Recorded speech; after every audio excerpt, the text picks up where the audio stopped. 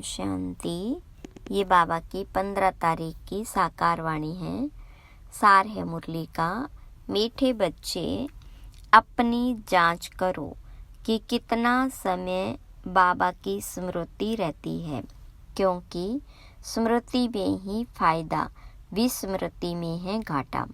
प्रश्न: इस पाप आत्माओं की दुनिया में कौन सी बात बिल्कुल असंभव है और क्यों? तो बाबा ने कहा, यहाँ कोई कहे हम पुण्य आत्मा है, यह बिल्कुल असंभव है, क्योंकि दुनिया ही कलयुगी तमो प्रधान है। मनुष्य किसको पुण्य का काम समझते हैं, वह भी पाप हो जाता, क्योंकि हर कर्म विकारों के वश हो करते हैं। ओम शांति। यह तो बच्चे समझते होंगे, हम अभी ब्रह्मा के बच्चे, ब्रह्मा कुमार कुमारियां हैं, फिर बाद में होते देवी देवता। यह तो तुम ही समझते हो, दूसरा कोई नहीं समझते। तुम जानते हो हम ब्रह्मा कुमार कुमारियां बेहद की पढ़ाई पढ़ रहे हैं, 84 जन्मों की पढ़ाई भी पढ़ते, सृष्टि चक्र की पढ़ाई भी पढ़ते। फिर तुमको यह शिक्षा मिलती है कि पवित्र बनना है। यहाँ बैठे तुम बच्चे बाबा को याद तो जरूर करते हो, पावन बनने के लिए। अपने दिल से पूछो, सच सच हम बाबा की याद में बैठे थे या माया रावण बुद्धि को और तरफ ले गई? बाबा ने कहा है, मामे कम याद करो तो पाप कटे। अब अपने से पूछना है, हम बाबा की याद में रहे या बुद्धि कहाँ चली गई? स्मृति रहनी चाहिए। कितना समय हम बाबा की याद में रहे, कितना समय हमारी बुद्धि कहाँ कहाँ गई? अपनी अवस्था को देखो। जितना टाइम बाबा को याद करेंगे, उससे ही पावन बनेंगे। जमा और ना भी तो पोता मेल रखना है। आदत होगी तो याद भी रहेगा, लिखते रहेंगे। डायरी तो सबके पॉकेट में रहती ही है। जो भी व्यापार वाले होते हैं, उन्हों की है हद की डायरी, तुम्हारी है बेहद की डायरी। तो तुमको अपना चार्ट नोट करना है। बाप का फरमान है, धंधा आदि सब कुछ करो, परंतु कुछ समय निकाल मेरे को याद करो। अपने पोता मेल को देख, फायदा बढ़ाते जाओ, घाटा न डालो। तुम्हारी युद्ध तो है ना, सेकंड में फायदा सेकंड में घाटा। झट मालूम पड़ता है हमने फायदा किया या घाटा। तुम व्यापारी हो ना, कोई विरला यह व्यापार करे। स्मृति से है फायदा, विस्मृति से है घाटा। यह अपनी जांच करनी है। जिनको ऊंच पद पाना है, उनको तो ओना रहता है। देखें हम कितना समय विस्मृति में रहे। यह तो तुम बच्चे जानते हो। हम सब आत्माओं का बाप पतित पावन है। हम असुर आत्माएं हैं, अपने घर से यहाँ आए हैं यह शरीर लेकर पार्ट बजाने। शरीर विनाशी है, आत्मा अविनाशी है। संस्कार भी आत्मा में रहते हैं। बाबा पूछते हैं, हे आत्मा याद करो, इस जन्म के छोटेपन में कोई उल्टा काम तो नहीं किया है? याद करो, 3-4 वर्ष से लेकर याद तो रहती है। हमने छोटेपन में कैसे बिताया है, क्या क्या किया है? कोई भी बात दिल अंदर खाती तो नहीं है। याद करो, सतयुग में पाप कर्म होते ही नहीं, तो पूछने की बात नहीं रहती। यहाँ तो पाप होते ही हैं। मनुष्य जिसको पुण्य का काम समझते हैं, वह भी पाप ही है। यह है ही पाप आत्माओं की दुनिया। तुम्हारी लेन देन भी है पाप आत्माओं से। पुण्य आत्मा यहाँ है ही नहीं। पुण्य आत्माओं की दुनिया में फिर एक भी पाप आत्मा नहीं। पाप आत्माओं की दुनिया में एक भी पुण्य आत्मा नहीं हो सकती। जिन गुरुओं के चरणों में गिरते हैं वह भी कोई पुण्य आत्मा नहीं है। यह तो है ही कलयुग, सो भी तमो प्रधान, तो इसमें कोई पुण्य आत्मा होना ही असंभव है। पुण्य आत्मा बनने के लिए ही बाप को बुलाते हैं कि आकर हमको पावन आत्मा बनाओ।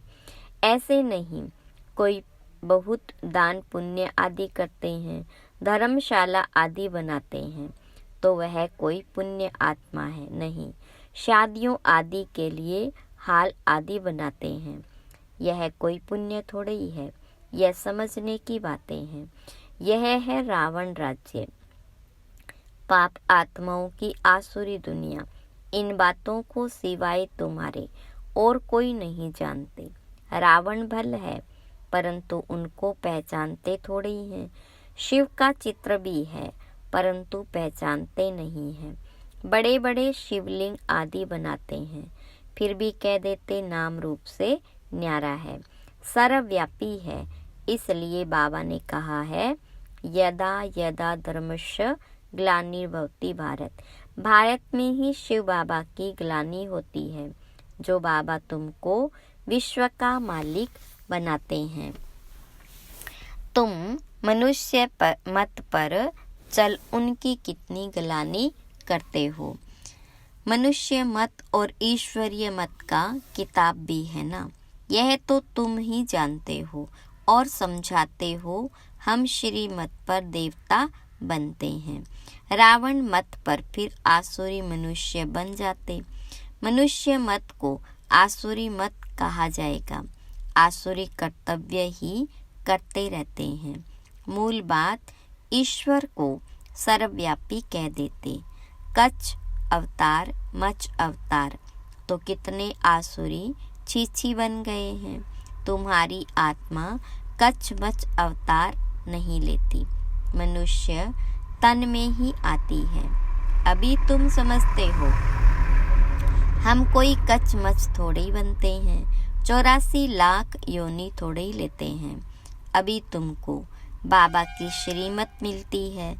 बच्चे, तुम 84 जन्म लेते हो, 84 और 84 लाख का क्या परसेंटेज कहेंगे? झूठ तो पूरा झूठ, सच की रत्ती नहीं। इनका भी अर्थ समझना चाहिए। भारत का हाल देखो क्या है। भारत सचखंड था, जिसको हेवन ही कहा जाता था। आधा कल्प है राम राज्य, आधा कल्प है रावण राज्य। रावण राज्य को आसुरी संप्रदाय कहेंगे। कितना बड़ा अक्षर है। आधा कल्प देवताओं का राज्य चलता है। बाबा ने समझाया है, Lakshmi Narayan the first, the second, the third कहा जाता है। जैसे एडवर्ड फर्स्ट सेकंड होता है ना, पहली सीढ़ी फिर दूसरी सीढ़ी ऐसे चलती है। पहली पीढ़ी फिर दूसरी पीढ़ी ऐसे चलती है। तुम्हारा भी पहले होता है सूर्यवंशी राज्य, फिर चंद्रवंशी। बाबा ने आकर ड्रामा का राज भी अच्छी रीति समझाया है। तुम्हारे शास्त्रों में यह बातें नहीं थी। कोई शास्त्रों में थोड़ी लकीरें लगाई हुई है, परंतु उस समय जिन्होंने पुस्तक बनाए हैं उन्होंने कुछ समझा नहीं। बाबा भी जब बनारस गए थे उस समय यह दुनिया अच्छी नहीं लगती थी। वहाँ सारी दीवारों पर लकीर बैट लगाते थे। बाबा यह सब कराते थे, परंतु हम तो उस समय बच्चे थे ना, पूरा समझ में नहीं आता था। बस कोई है जो हमसे यह कराता है। विनाश देखा तो अंदर में खुशी भी थी। रात को सोते थे तो भी जैसे उड़ते रहते थे, परंतु कुछ समझ में नहीं आता था। ऐसे ऐसे लकीरें खींचते रहते थे। कोई ताकत है जिसने प्रवेश किया है। हम वंडर खाते थे। पहले तो धंधा आदि करते थे, फिर क्या हुआ, कोई को देखते थे और झट ध्यान में चले जाते थे। कहता था यह क्या होता है, जिसको देखता हूँ उनकी आंखें बंद हो जाती। पूछते थे क्या देखा, तो कहते थे वैकुंठ देखा, कृष्ण देखा। यह भी सब समझने की बातें हुई ना, इसलिए सब कुछ छोड़कर बनारस चले गए समझने लिए। सारा दिन बैठा रहता था, पेंसिल और दीवार, और कोई धंधा ही नहीं। बेबी थे ना, तो ऐसे ऐसे जब देखा तो समझा अब यह कुछ करना नहीं है, धंधा आदि छोड़ना पड़ेगा। खुशी थी यह गद्दाई छोड़नी है। रावण राज्य है ना, रावण पर गधे का शीश दिखाते हैं ना, तो ख्याल हुआ यह राजाई नहीं गद्दाई है। गधा घड़ी घड़ी मिट्टी में लथेड़ कर धोबी के कपड़े सब खराब कर देता है। बाबा भी कहते तुम क्या थे, अब तुम्हारी क्या अवस्था हो गई है। यह बाबा ही बैठ समझाते हैं और यह दादा भी समझाते हैं, दोनों का चलता रहता है। ज्ञान में जो अच्छी रीति समझाते हैं वह तीखे कहेंगे, नंबरवार तो है ना। तुम बच्चे भी समझाते हो, राजधानी स्थापन हो रही है, जरूर नंबरवार पद पाएंगे। आत्मा ही अपना पार्ट कल्प कल्प बजाती है। सब एक समान ज्ञान नहीं उठाते। यह स्थापना ही वंडरफुल है, दूसरे कोई स्थापना का ज्ञान थोड़े ही लेते हैं। समझो, सिख धर्म की स्थापना हुई, शुद्ध आत्मा ने प्रवेश किया, कुछ समय के बाद सिख धर्म की स्थापना हुई। उन्हों का हेड कौन? गुरु नानक। उसने आकर जप साहिब बनाया। पहले तो नई आत्माएं ही होगी, क्योंकि पवित्र आत्मा होती है। पवित्र को महान आत्मा कहते हैं। सुप्रीम तो एक बाप को कहा जाता, वह भी धर्म स्थापना करते हैं तो महान कहेंगे, परंतु नंबरवार पीछे पीछे आते हैं। 500 वर्ष पहले एक आत्मा आई, आकर सिख धर्म स्थापन किया। उस समय ग्रंथ कहाँ से आएगा? जरूर सुखमनी जप साहेब आदि बाद में बनाए होंगे ना। क्या शिक्षा देते हैं?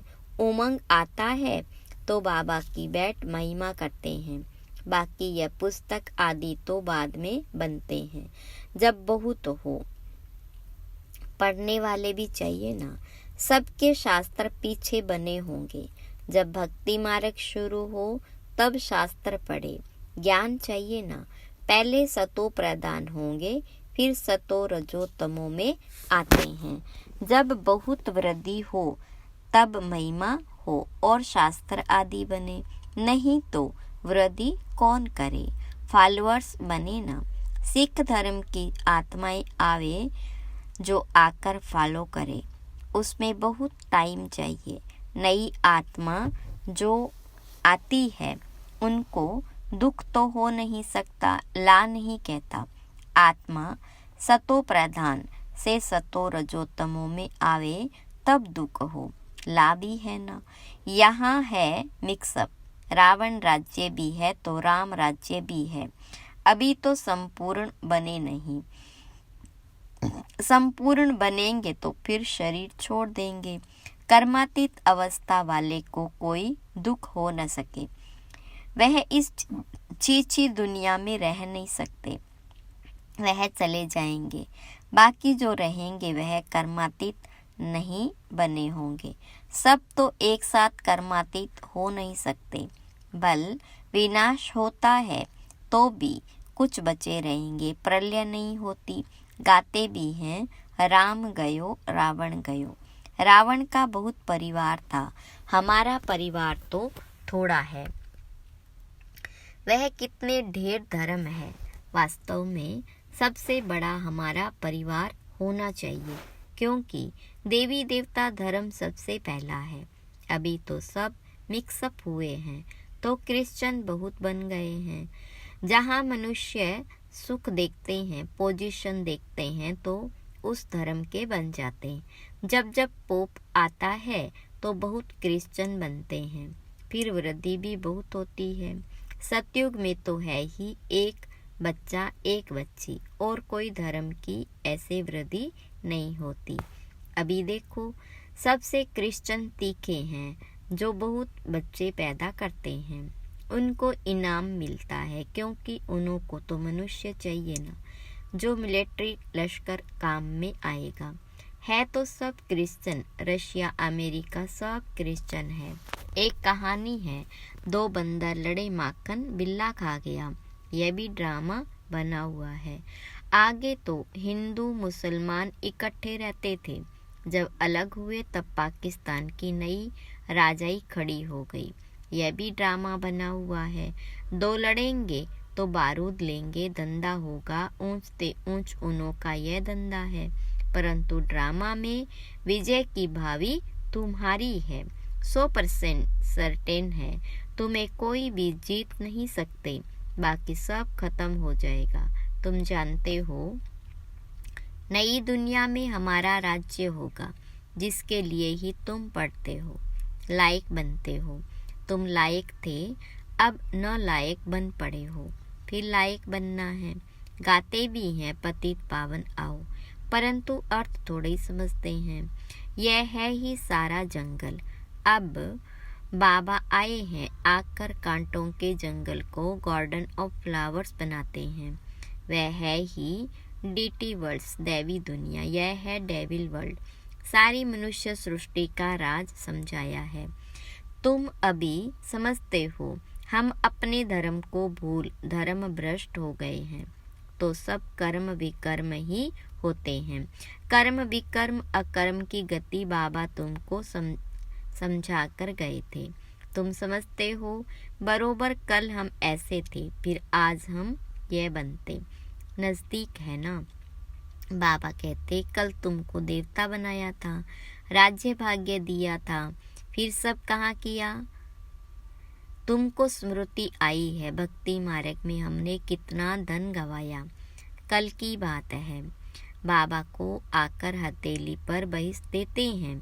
यह ज्ञान बुद्धि में रहना चाहिए। बाबा ने यह भी समझाया है, ये आंखें कितना धोखा देती है।